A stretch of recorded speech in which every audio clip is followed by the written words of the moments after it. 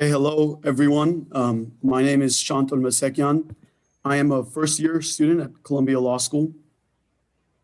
So I'd like to start off by just providing a brief history and the start of the conflict, and then I'm going to turn it over to the moderators and panelists. So Artsakh is a de facto state with a history of autonomy and self-governance, officially listed as a disputed territory, with a predominantly Armenian population within the territory of Azerbaijan. Artsakh has a history of autonomy and self-governance stretching back. Azerbaijan and Artsakh have agreed to a peaceful resolution of the territory through the OSCE Minsk group, yet the ceasefire has been repeatedly broken. On September 27, the Azerbaijani government launched a pre-planned large-scale military offensive against Armenian civilians in Artsakh. The war ended in November 10th, 2020, after a ceasefire was signed.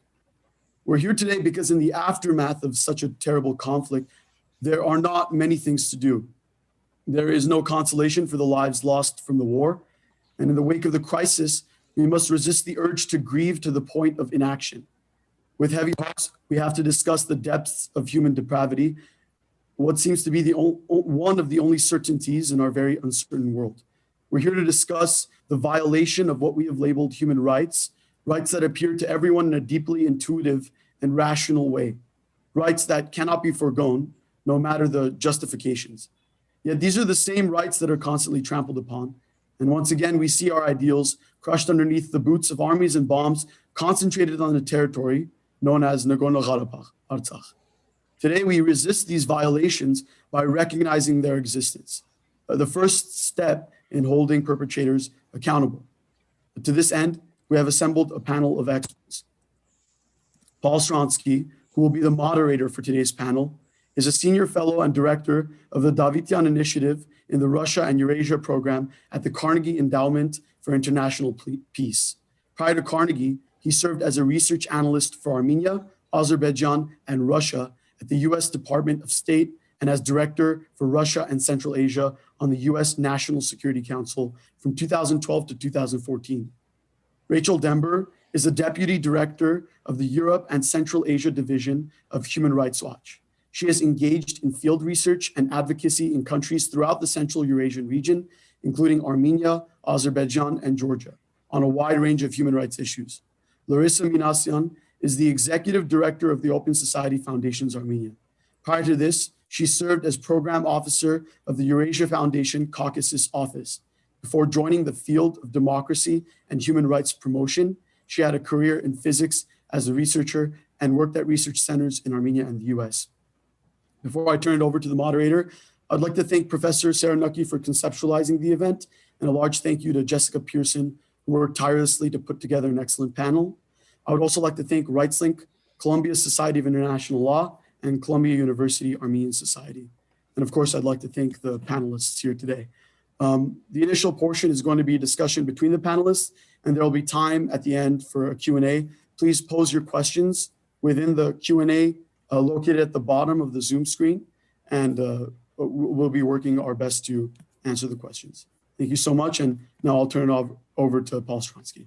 Well, thank you very much, Shant, and thank you to everybody at Columbia and the Human Rights Initiative there and the law school. We're very pleased to be here, and I'm very honored to be with both Rachel Denber and Larisa Minasyan today. Now, I come to this discussion, I'm not a lawyer, I'm not a human rights activist, I'm more of a political analyst, foreign affairs analyst, and former government official, but I have had long interest in this conflict and long interest in the plight of civilians who've been caught up in this conflict. So it's a real honor to be here to discuss this issue, which is a very serious one ahead of us. Much of the media coverage that we've seen over the past 2 months about the war in Nagorno-Karabagh between Azerbaijani and Armenian forces. There's been a lot of coverage. A lot of it has been focused on the geopolitical shifts that we've seen. But this is a war where there were some clear warning signs. We've seen friction rise in the last several years. We've seen ceasefire violations and skirmishes in July over the summer. We've seen a rise of very destabilizing and disturbing rhetoric.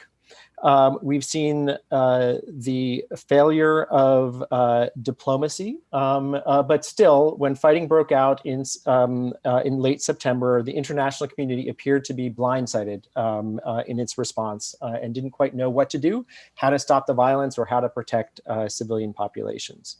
As I said, a lot of the focus thus far has been on the territories that are being exchanged, sort of the geopolitical shifts in the region, the deployment of Russian peacekeepers, the role of Turkey, the sort of the rising militarization of the region, and lots of questions about what role is left for international organizations and place like the United States and Europe to play. So today, what we hope to do is to shift a little bit away from that sort of geopolitical to talk about the war's impact on civilian populations, on human rights and violations of international law. And this is a war where I think it's evident that there were violations by both sides. There was targeting of civilian infrastructure and targeting of civilian populations. There was the use of cluster bombs, which are indiscriminate weapons that are banned. They send shrapnel over a wide area and can kill and maim large numbers of people. And very often when these bombs, if there's a dud, they get implanted in the ground and they become long-standing landmines that are going to be there and with us for many years to come, impacting sort of the security of the basic human security in the future. We've seen the deployment of irregular forces. Some people call them jihadis, other people call them mercenaries. But those forces were not bound by any real rules of engagement. We've seen displacement, we've seen personal property destruction and cultural destruction, and there's certainly a possibility of more cultural destruction to come. We have plights of the POWs that remains uncertain. I was reading just in the last couple of days, there's human rights lawyers in Yerevan have claimed there's at least 50 POWs that they've asked the European Court of Human Rights for information to get information on them. And there's still other hundreds unaccounted for, and that's just on the Armenian side. The Azerbaijani side has not issued their numbers, but it's clear from press reporting and social media that there are many unaccounted on the Azerbaijani side. And we've seen some protests in Armenia from families of the missing, and including the Armenian president reaching out to Russia for help in trying to get information about both soldier and civilian captives. And we also sort of saw a very fast-moving war where people left bodies behind. And there were continued delays now in searching for and exchanging for these bodies. I see in the news that snowfall has hit parts of the region, which is going to even compound the difficulty of identifying those people. So we will have a bigger MIA problem in a few months to come. So hopefully we can talk about all of these issues. And we welcome people's input and people's questions, respectful questions later on. And what I think I'm going to do now is maybe I'd like to actually turn to Rachel to Rachel Denber, because she's had a lot of experience in looking at, and Human Rights Watch has had a lot of experience in looking at these types of conflicts. And I would like to sort of get your sense of how you approached investigating human rights violations in this conflict.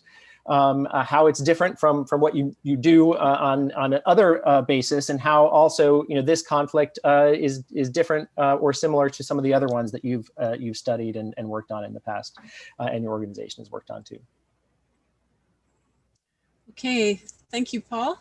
Thank you, Shant, for inviting me to participate in this event, and it's an honor to be on the same panel with you, Paul and Larissa, and it's wonderful to see so many people joining us today.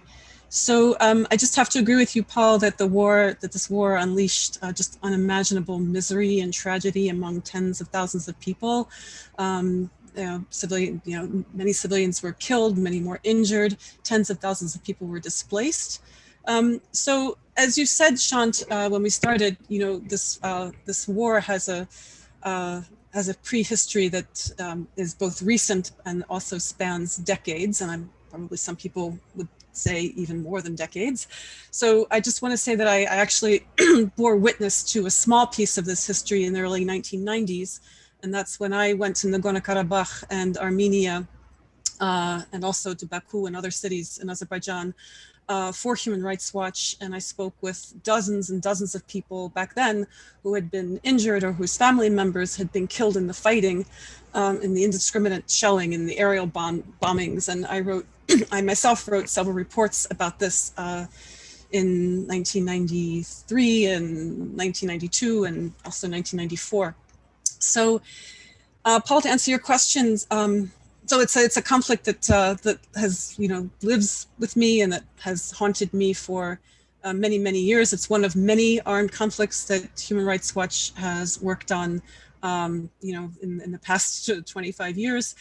So in armed conflicts, Human Rights Watch's role is to document how any and all parties to the conflict, no matter how powerful, and also no matter how outgunned they are, how these parties violate their obligations under international humanitarian law. And this is a law school after all, so let me just say a couple of words about what international humanitarian law, or IHL as the abbreviation is, what it is. It's the body of law that governs armed conflicts, or the laws of war. It includes the Geneva Conventions and also includes what's known as customary international law. So, an international humanitarian law imposes upon parties to a conflict legal obligations to reduce unnecessary suffering, to protect civilians and other non-combatants, or people who are, prisoners of war, or what's called hors de combat, or no longer in combat. But international humanitarian law doesn't regulate whether states and armed groups engage in armed conflict, but it rather regulates how they engage in hostility. At the same time, also, both Armenia and Azerbaijan's obligations under UN human rights treaties and the Council of Europe human rights conventions, these also remain applicable. They don't go away just because there's an armed conflict underway, although there are obviously there can be derogations. So this framing of international humanitarian law, how parties engage in hostilities, rather than whether they can or can't engage in them, that partially explains why Human Rights Watch doesn't assign blame or accusation for who started an armed conflict, or whose territorial or other claims in that conflict should be satisfied. Although this also doesn't stop us from doing a chronology, establishing a chronology of an armed conflict, as you'll see from our past reports on the Nagorno-Karabagh, and as you will see in our upcoming reporting on the conflict. So another reason for impartiality is that most states don't like having violations exposed and look for any grounds to claim that human rights groups that are documenting them are biased. And so taking one party's sides in these claims of whether it's territorial or other claims, so taking a side on that would give the other party ground for impugning our facts. I just want to say a word about the contrast between impartiality and balancing. We don't. This has become quite prominent in discussions and narratives about this armed conflict and about other issues as well. We don't strive to achieve a balance between the parties. We're not trying to say that, oh well, Azerbaijan violated X, Y, and Z, and so and Armenia did too in the same measure, or vice versa. It's just that we look at parties, we look at how parties to armed conflict conduct themselves, and our basis for comparison is only international humanitarian law. It's not the other party. Humanitarian law recognizes that some civilian casualties are inevitable, but it imposes this duty on warring parties to always, at all times, distinguish between combatants and civilians, and to target only combatants and like legitimate military objectives, and to it prohibits attacking or destroying or removing or rendering useless objects that are indispensable, like electricity, gas, water, telecommunications facilities. So laws of war, Paul, you talked about this before, the laws of war also prohibit the use of weapons and attacks that cause indiscriminate or disproportionate loss to civilians and civilian objects, and require parties to take all feasible precautions to minimize harm. And they also, Paul, you mentioned cluster munitions. I'm really glad you mentioned that. I think that's one of the cluster munitions and landmines, and the two are related, are, there's a reason why these weapons have been banned by international treaties, and it's because these weapons can only operate in an indiscriminate or disproportionate way. They cannot distinguish between civilian and military. They, it's a cluster munition. It's a rocket that has other bomblets that can fall all over the place, and then, like you said, Paul, they hang around as landmines. But this is the way we focus. This is the key. This is the way we focused on Nagorno-Karabagh, was mainly by documenting in Nagorno-Karabagh how Azerbaijani, the war on Nagorno-Karabagh, how Azerbaijani and Armenian forces used basically two types of weapons, cluster munitions, as I just mentioned, and we published two short reports on this, and also explosive weapons that have a wide area impact. And by this I mean, like, they have, these are explosive weapons that may have a very large destructive radius, or that might be inherently inaccurate, or that deliver multiple munitions at the same time. And so they can't be targeted, they cause high civilian loss. And so, if the principle is that, parties are supposed to always distinguish between military and civilian objects, I mean, in Nagorno-Karabakh itself, there were military, in our research on the ground, we could see that there were military outposts and bases in or around Stepanakert, which is where we did most of our research. But that still many of the attacks using these dumb weapons, even just struck or damaged civilian objects, homes, businesses, schools, hospitals, and critical civilian infrastructure and essential services. Our research, like I said, our research focused on a number of these dumb weapon strikes in the Stepanakert that caused this kind of damage and that injured civilians. But I think as everyone knows, these strikes cause this kind of damage all over Nagorno-Karabakh. And next week, we'll be publishing our report on this, on our findings in Stepanakert, and also we'll be publishing our report on the research that we did with our team on the ground. We had a team on the ground in Nagorno-Karabakh in early October, and also just recently, just in the past week.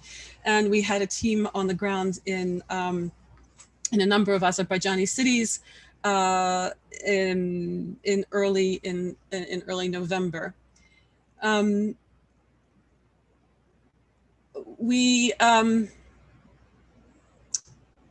I was going to talk a little bit more about cluster munitions, but Paul, I think you pretty much covered it. So we're also, I want to say a little bit about, we're also documenting other issues. There are a wide variety of humanitarian law, human rights and humanitarian law problems, issues that are live right now in this armed conflict. We're also, right now, we're documenting the treatment of POWs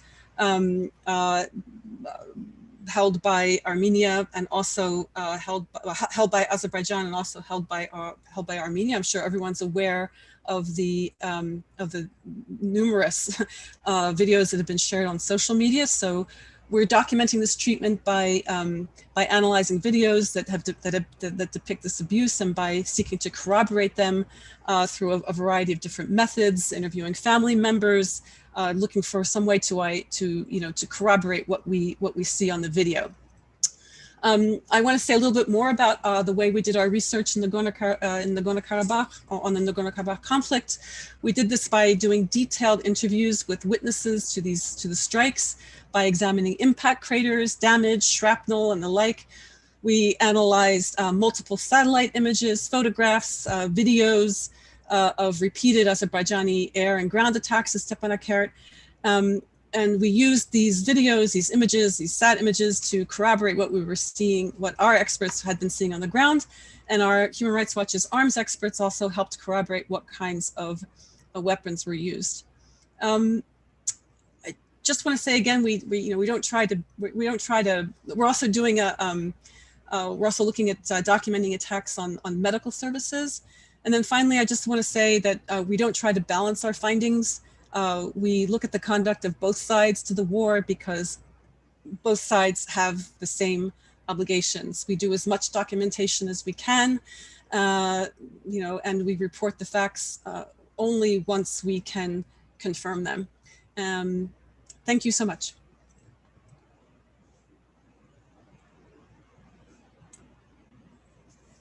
Thank you, Rachel. I just had one question just right off the bat. Now, if I recall, neither Armenia nor Azerbaijan has signed is it a 2008 treaty on cluster munitions? That's right. Neither of them have signed that. That's correct. Okay, that's what I thought. Now maybe I'll just pivot over and give Larisa the floor. I know we've had a few discussions and we go back a while, this conflict, it's one that has been quite bloody, throughout the years, quite bloody in the 1990s, quite bloody in the last 6 months.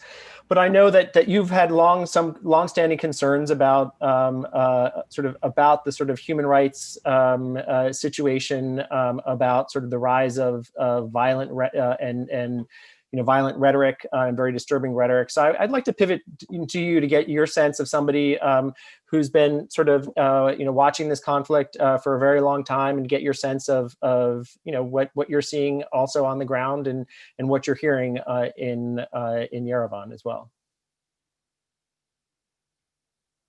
You're muted, I think. I am sorry about that. Thank you, Paul. First of all, I want to thank you, the Columbia University, the organizers. This is really a privilege to be on this panel. And for me, it is also very important to speak about this issue, which is huge, and it will be very very bad if it doesn't get talked about and pursued, because that will have long-term impact, not only on the peoples living in Armenia and Azerbaijan, but I believe also on international human rights regulations, international human rights organizations, and humanitarian law.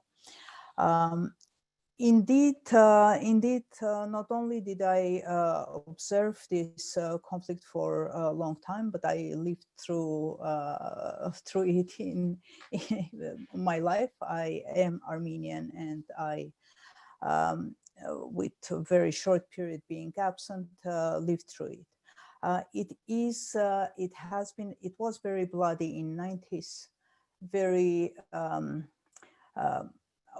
marred with huge violations, as Rachel mentioned. However, what we saw during the 44 days was so quick, so unprecedented, both in terms of a war as it was waged, but also in terms of violations. However, as you posed your question, indeed, I think that it is important to state that the violations which continued each and every day during these 44 days didn't start on September 27th. And I'm not going back centennial, which probably many do, but I go back a few years. It's been enormous. rise of hate speech. And this is not only hate speech, but as reputable organizations as Council of Europe's European Commission on Racism and Intolerance simply reported repeatedly that on state-sponsored systemic policy of racial discrimination and ethnic hatred against ethnic Armenians.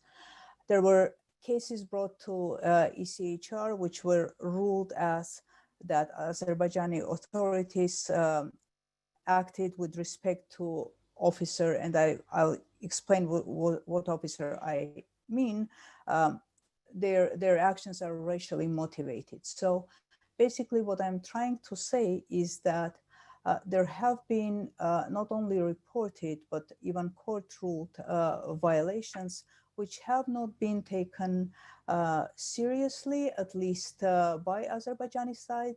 No measures to prevent, to condemn, and to prosecute were taken, but also by the world at large. These continued quite seriously, and as Paul mentioned, towards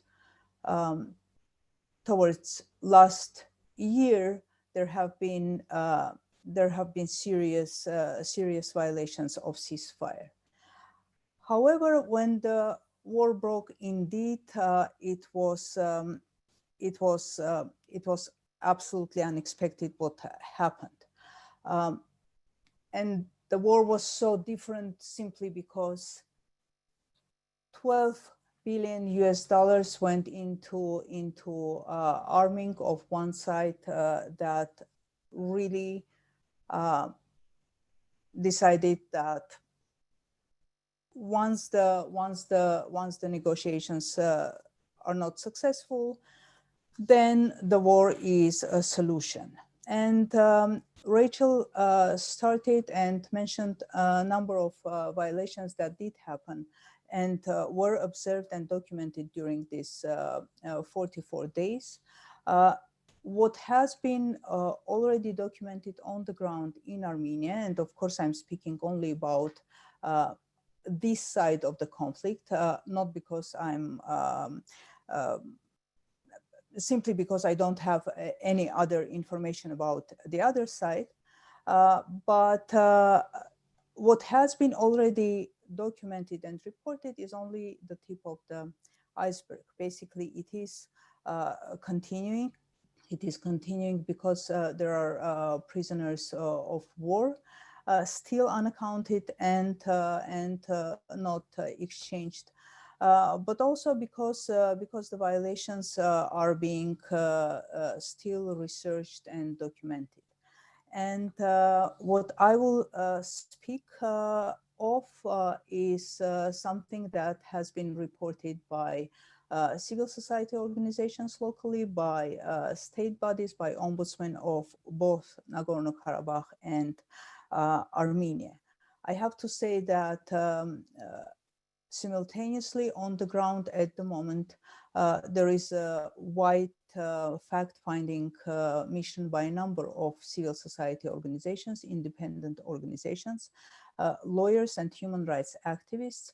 And of course, once the reports are ready, corroborated, and documented, they will be published and presented to the international community. And as Rachel mentioned, the standards that we use, the organizations use, are exactly that. The obligations of the states that they have, not to each other, but as states.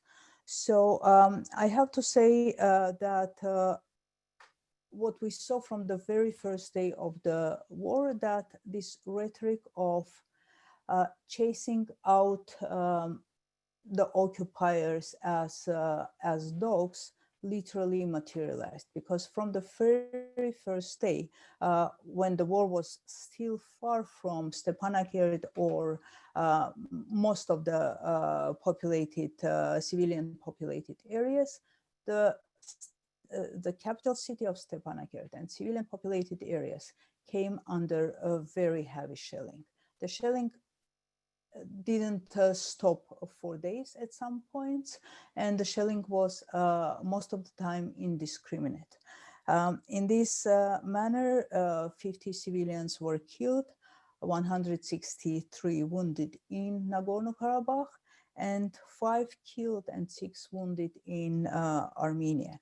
And again, as Rachel mentioned, there was no distinction done between civilian and military installations, and most of the shelling went into areas where there were no military installations.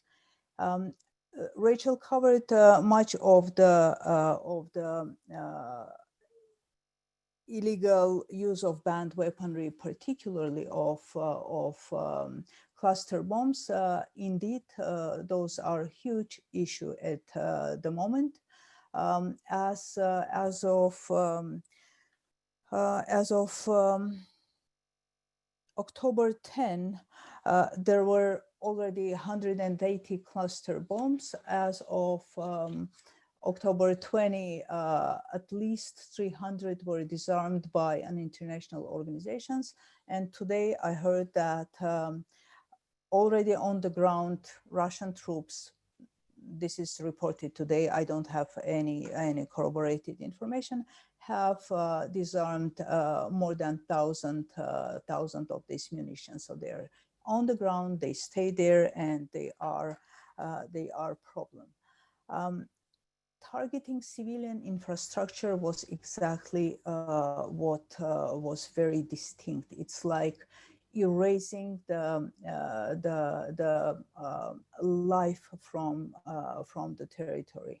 Civilian infrastructure targeted was not only the gas and electricity and telecom lines, but these were hospitals, the largest hospital in Stepanakert, the maternity ward in Stepanakert, schools, state emergency service in Stepanakert. And at some point, it was even acknowledged that some of the facilities targeted were carried punitive action, admitted by the site. In this manner, a theater in Shushi, where the president of the republic was inaugurated, was leveled, and the theater was a kids' theater with people still being sheltered in the building itself. Children became very big victim of this conflict. 40,000 children were fled Artsakh, 40,000 of whom 24,000 were school kids who were out of education. Out of 220 schools in Nagorno-Karabakh, 71 were destroyed. Out of 58 kindergartens, 14 were leveled. And of course, the mental health, and condition of these children is very troublesome, as reported by Save the Children, other international organizations.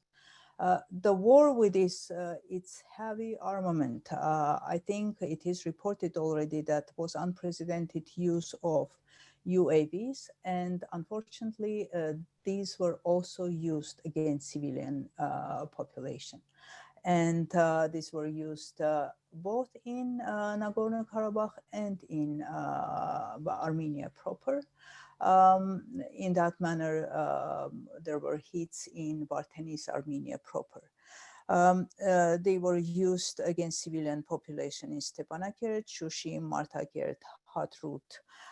And of course, the drones were connected to satellites, and those were not Azeri or Turkish satellites. Those are NATO satellites. Environmental damage. There have been reports of bombs with chemical active elements such as white phosphorus, and there was footage, and there is on the ground the remnants of fire.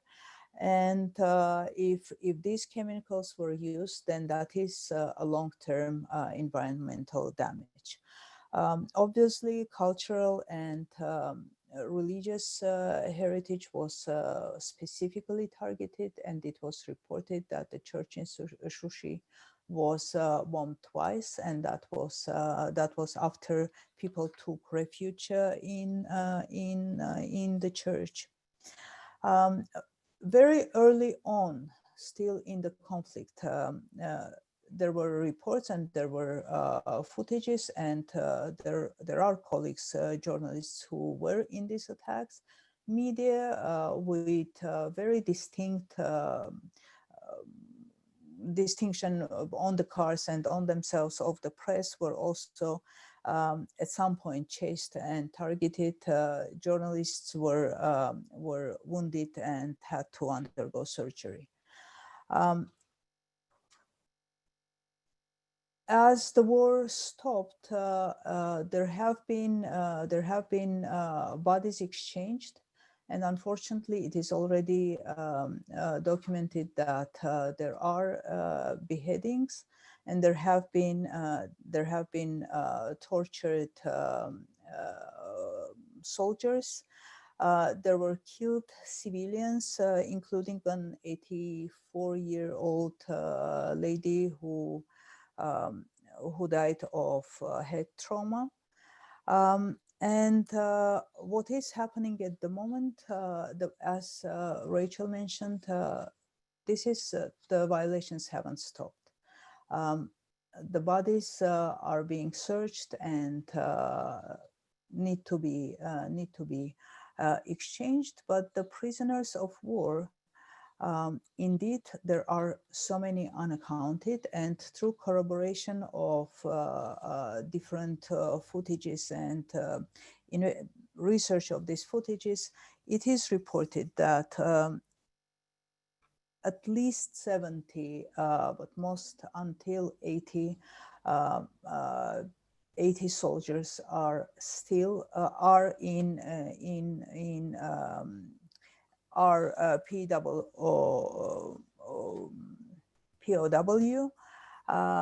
Azerbaijan, and at least 30 civilians are kept there. The thing is that the exchange is not happening. Indeed, as Paul mentioned, there is unrest in Armenia for this case, but there is no agreement to exchange, and unfortunately, the Azerbaijani side agrees to do that after all the bodies are exchanged, so that only after that the prisoners of war are exchanged. I didn't speak of mercenaries simply because they have been mentioned, but these Syrian fighters, some of from Syrian army, do fall under this category, and unfortunately, they have been used in this conflict without, and indeed, they do not have any obligations, and indeed, as some interrogation showed, they were paid and promised, their families were promised the pay, and there were extras for beheadings.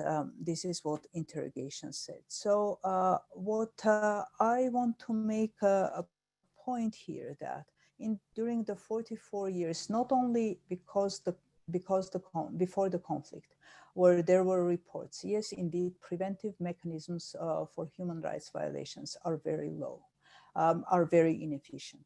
There haven't been used what probably could have been, but this is not an exceptional situation where we saw how they have not been used. But during 44 days of war, There were appeals of the state and of civil society to different UN bodies. There were 3 interim measures of ECHR. There were appeals to NATO simply because mercenaries were used, and Turkish side had very clear involvement in that. Simply because the F-16s were used, and those are Turkish firefighters. And simply because the satellites are NATO satellites. Unfortunately, it wasn't even possible to have a ceasefire hold for a few hours so that the bodies are exchanged.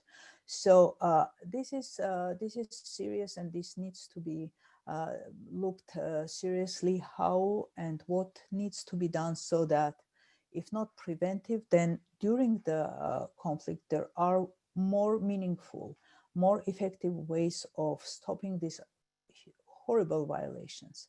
Most importantly, we see at the moment that negotiations are going on to seal something that has been achieved through such violence and through such engagement in war that hasn't been before, not in 90s, not at any time.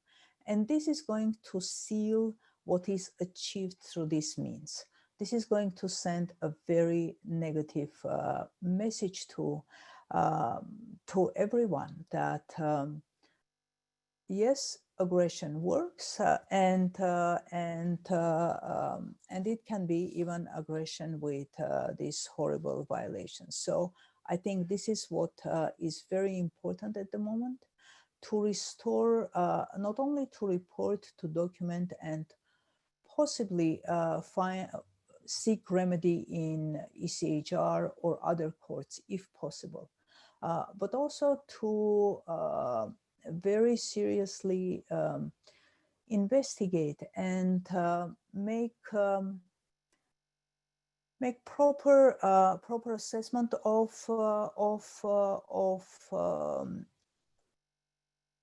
not only the violations, but of how they are to be dealt internationally. What is the repercussions for the countries who decided to go this way, who decided to resolve conflicts in this manner?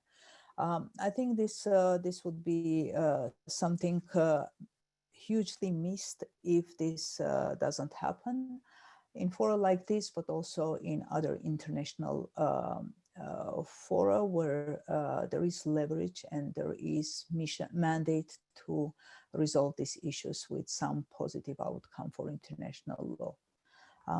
I'll stop here. Sorry for taking long. No, great. Thank you very much. That was very, very quite interesting. You know, one of the first, we've got a bunch of questions come in, but I'd also like to get Rachel's perspective. You mentioned that you'd seen sort of a big difference between this war and the war of 30 years ago. We've got some questions that have come in about sort of new technologies. And I was sort of, for somebody who's documented these violations over time, and particularly in this region, I was wondering, do you also, Rachel, see, how does this compare to the types of violations, and how does, these new technologies impact your ability to work to sort of investigate and uncover these violations? Thanks, Paul. Great question. Well, I think one of the biggest, I have to echo what Larisa said about how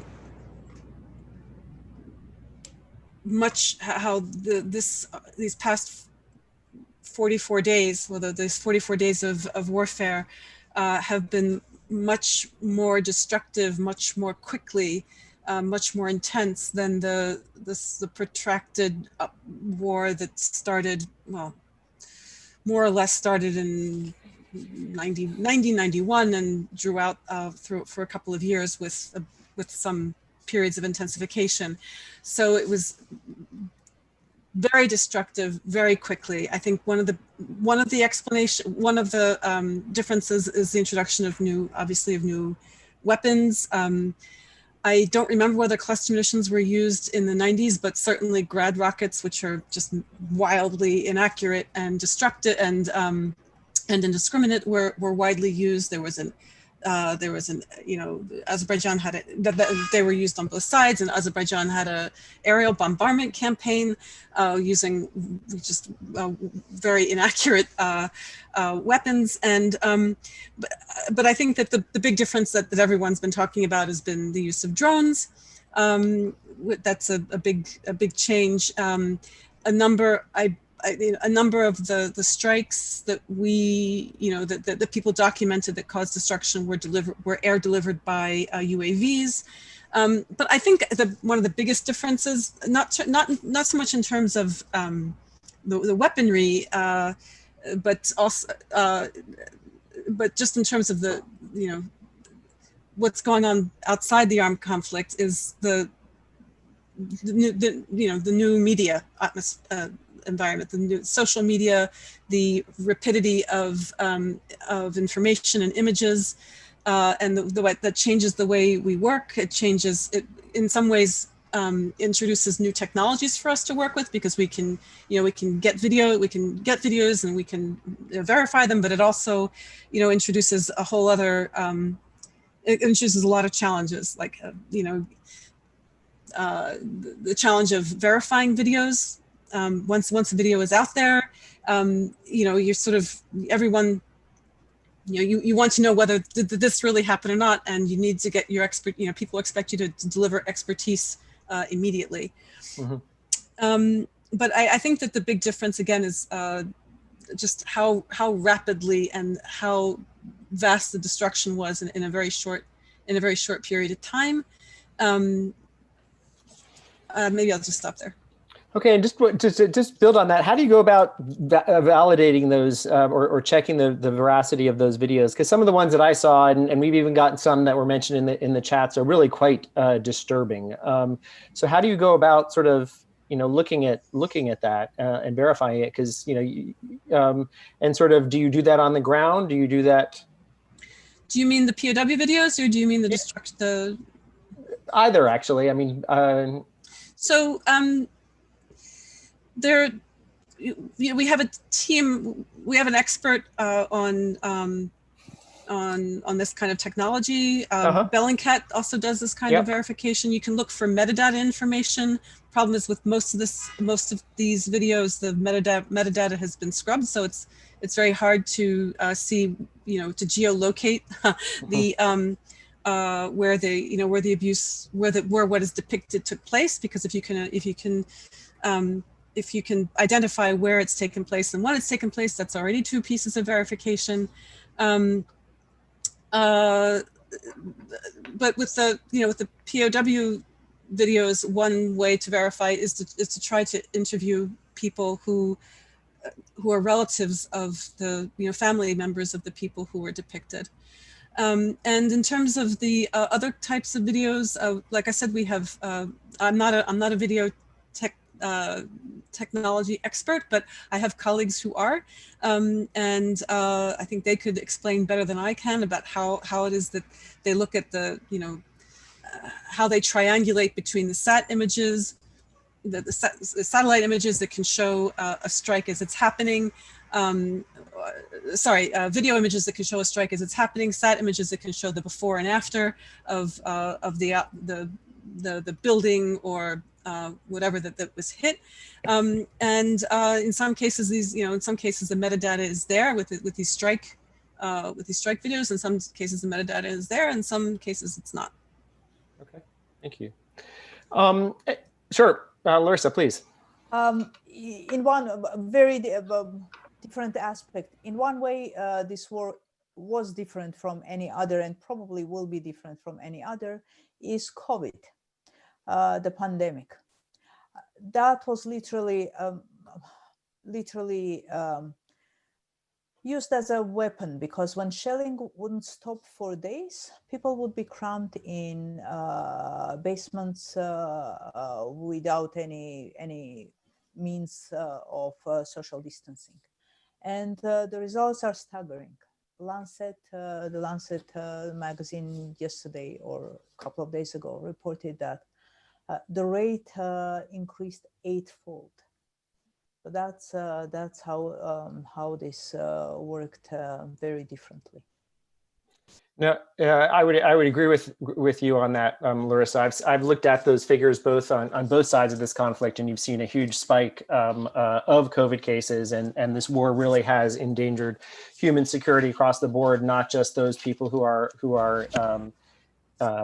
being shelled, but also those who are in hospitals and shelters and the like.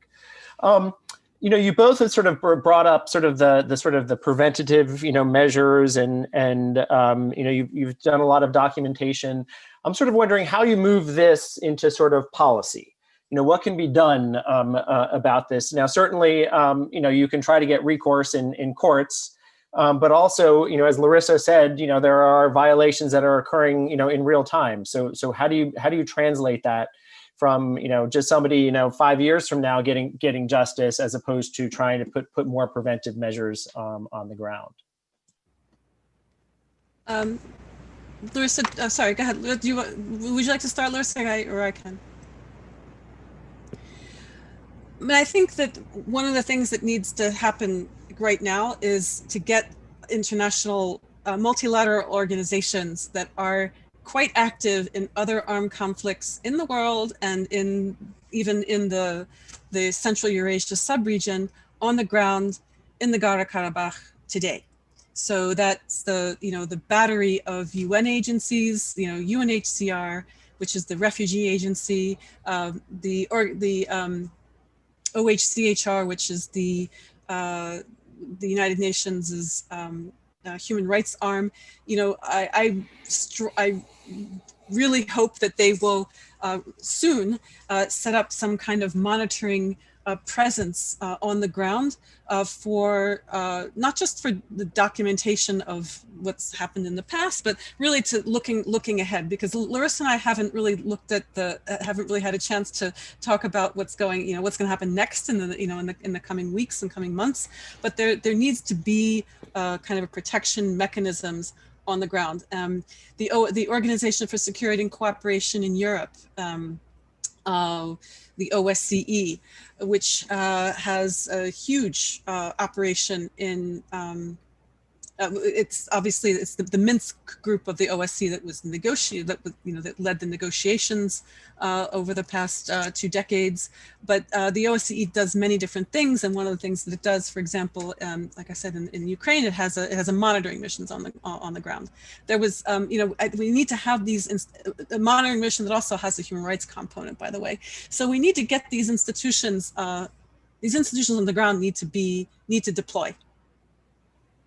Okay, sure, Larissa. I cannot agree more. That's exactly what needs to happen in international organizations, UN mission, OSCE, Minsk group. But it's not only that it is happening, but the thing is that security of the people returning is not guaranteed. We do not have any international accountability for that. That is a major question. We have a statement on a ceasefire. There needs to be international accountability of the security of these people, of their rights. There is no recourse of these rights if they are violated. One very important thing that I missed saying, we saw leniency of international organizations and the states when it came to NK specifically. I mean, not that I am attributing the leniency to them. It was said by them in different terms that this is unrecognized territory. So what? The people there have the same rights. So that is also an issue for policymakers to really have means to secure the rights. And probably because this is a not recognized state, then there should be other mechanisms, particularly international mechanisms, securing those rights. But that's exactly where the Minsk group and what it had on the plate, which was yes, territorial integrity of Azerbaijan, but peaceful resolution and the status for exactly that, for the people to have the means to defend their rights. But these organizations, as I said, they all have been appealed to by the civil society, and they, I even might say, should have been already there because the violations have not stopped, and they have happened at a huge scale. They need to be documented and pursued further. The sense of injustice, the sense of shattered world is huge, as in every war. And that needs to be restored. Otherwise, this is a very long-term impact. Okay. Thank you. Am I muted? Yeah, thank you. We got a couple of questions. They were specific about specific uses of possible chemical munitions, or the cluster munitions in Barda in Azerbaijan. I assume that that's something that I think I might just refer people to the Human Rights report that's going to be a Human Rights Watch report that will be coming out on both of those issues, as opposed to go into that because we only have a few more minutes left. One of the things, we've gotten a few questions. We've seen sort of a very sort of brutalized, several months. We've seen a rise of this very hate speech. What does peace look like moving forward? And what sort of forums do you sort of see to sort of manage a conflict, particularly one that you have both sides having very different views, and you have territorial integrity against the right of self-determination of people that are fundamentally clashed against each other, and then you add sort of the latest violence, the latest hate speech. What sort of mechanisms are out there to sort of, what does peace look like, and what sort of mechanisms are there now for conflict resolution?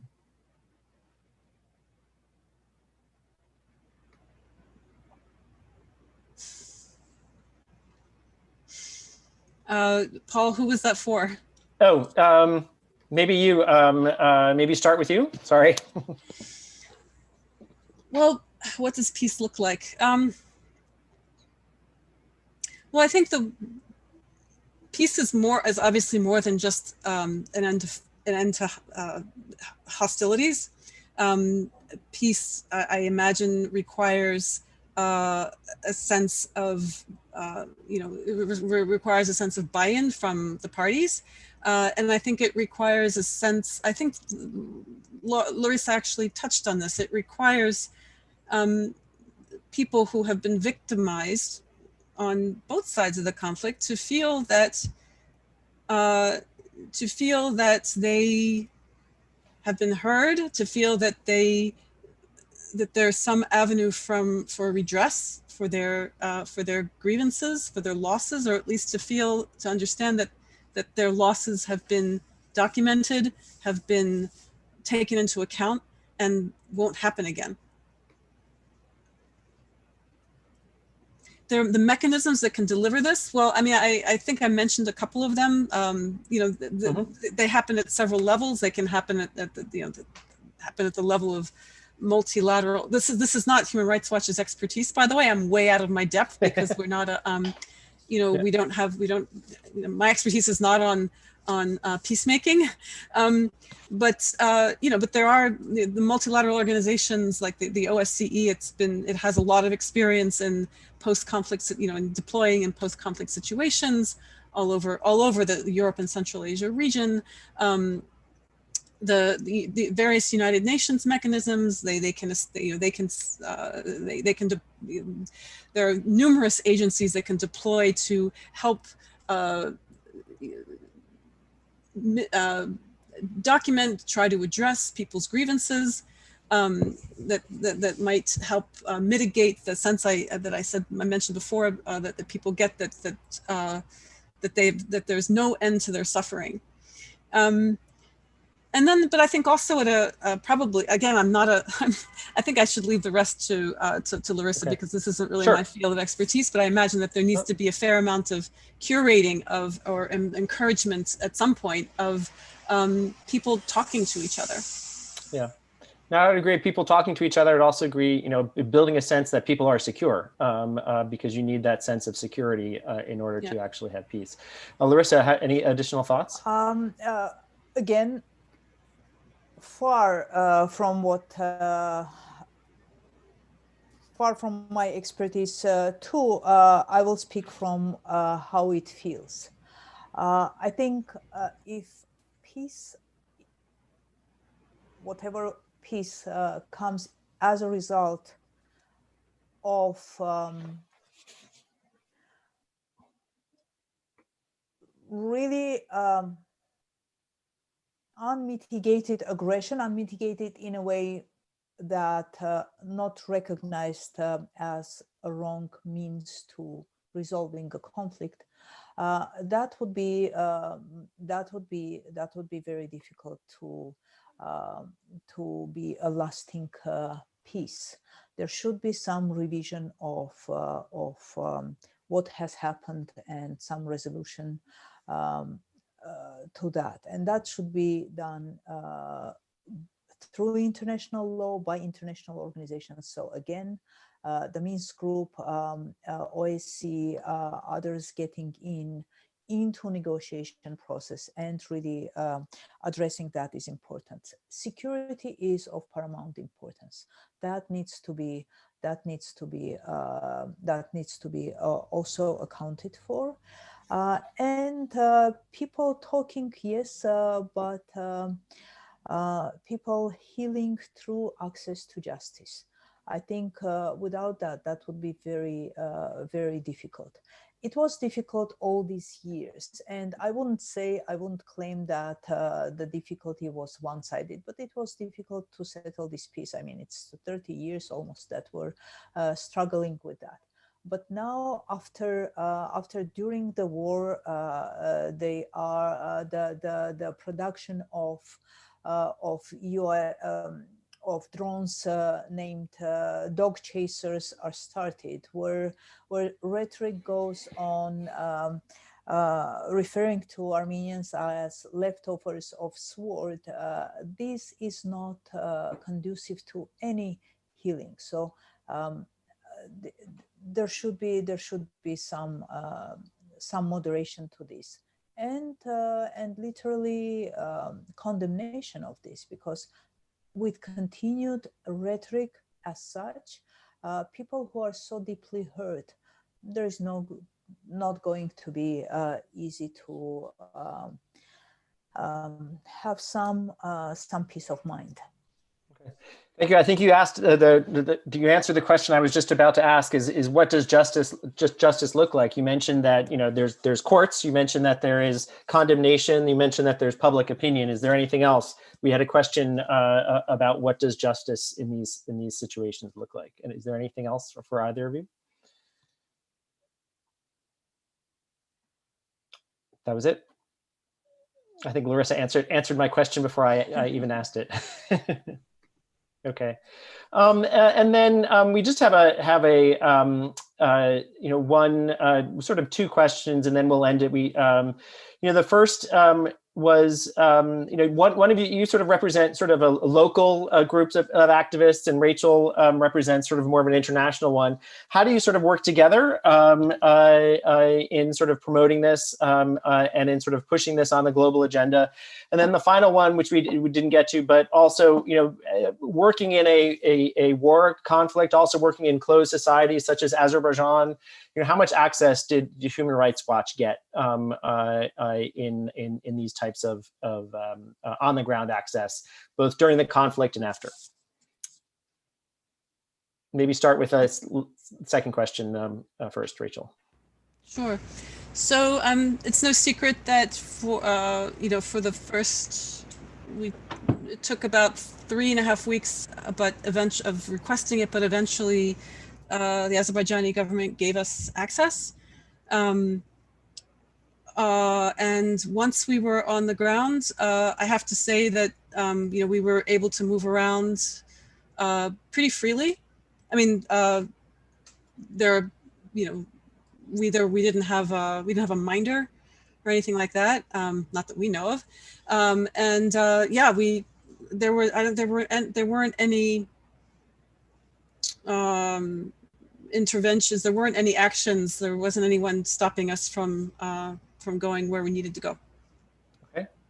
And then maybe. But Larisa, I should also say that it's not just that we needed to the access for us was a complicated issue, not only because there's an armed conflict going on, and there security reasons why Azerbaijan might want to control access to the regions where we needed to go, but also because we haven't been able to be in Azerbaijan for to do our work for since 2015. Mm-hmm. So the broader aspects of human rights in Azerbaijan are complicate this. That. Well, it's an authoritarian government, and so we report on the country, but we had not been able to access Azerbaijan for quite a while. Right, Larisa. Now, sure. Do you have a? Yeah, I have to make a clarification here. Yeah, we are a local Armenian branch of the Open Society Foundation, but the Open Society Foundation is a global organization, and it's not about only human rights in Armenia, but human rights globally. And I mean, human rights are universal. So we are reporting from that perspective. It's simply because we are in Armenia and we work with local organizations. This is what we do here. But globally, of course, that's a global issue, and justice is global. It's not confined to a territory. So some of the work you're doing is tying these local organizations to a sort of a global environment. Right.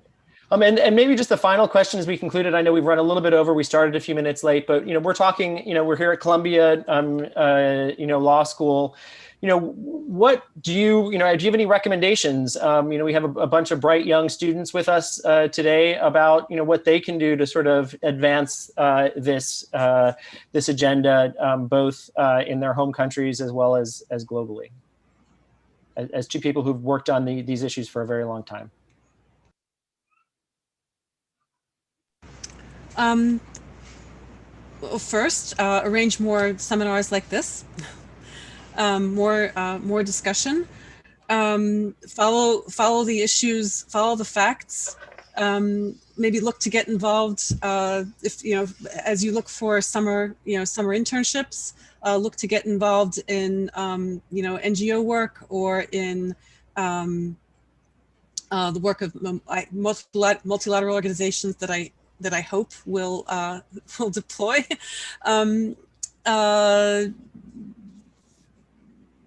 Look for work with either NGOs or law firms that are doing legal briefs on related to the conflict.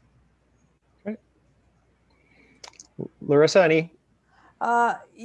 Just apply all this knowledge and training that you get to this noble cause, to human rights and justice, because believe me, it matters hugely. It's literally devastating life, and on the contrary, gives strength to rebuild and reserve once resolved or addressed. So I think there is huge dearth of talent and knowledge, international human rights, and your knowledge, as Rachel said, whether internship or research would be highly appreciated and very important.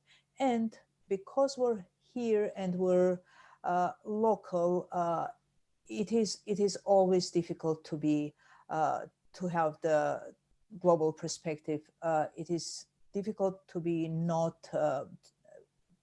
not biased, not immersed in now and here. So your perspective from the international side is very important, bringing the objectivity, the truth, and exactly not the balance, but the looking into core, because these are not issues that are resolved through balance. These are issues that are concealed and buried through balance. Rather, these issues should be addressed at the core, and this is important. It cannot be done on one side. It should be done on both sides and internationally. So for that, I think it's very important. This engagement is very important. These discussions are very important. Okay. Well, I want to thank everyone for staying with us. I apologize, we ran a little bit long, but we still have a bunch of people with us. I think that says a lot about the everything that I learned. I certainly learned a lot. I'd like to thank Shant for helping organize this, the Human Rights Institute at Columbia Law School, and my fellow panelists. I certainly gained a lot of information here. I apologize to anybody if I didn't get to your question. I tried to merge them all together to be able to get everybody's together. And wish everybody, hope everybody remains safe in these very difficult and troubled times we live in. So thank you very much. Shant, anything back to you? Not much. Just want to thank you, Larisa Minasyan, Rachel Denber, Paul Stronski, again, for taking the time out of day. It went a little bit over, which is also bothering you as well, I'm sure. So, because I'm sure you're all very busy people. So I appreciate you taking the time out of your day, and thank you so much to the participants for very engaging questions. And thank you again. Hopefully we can see more panels like this come around. So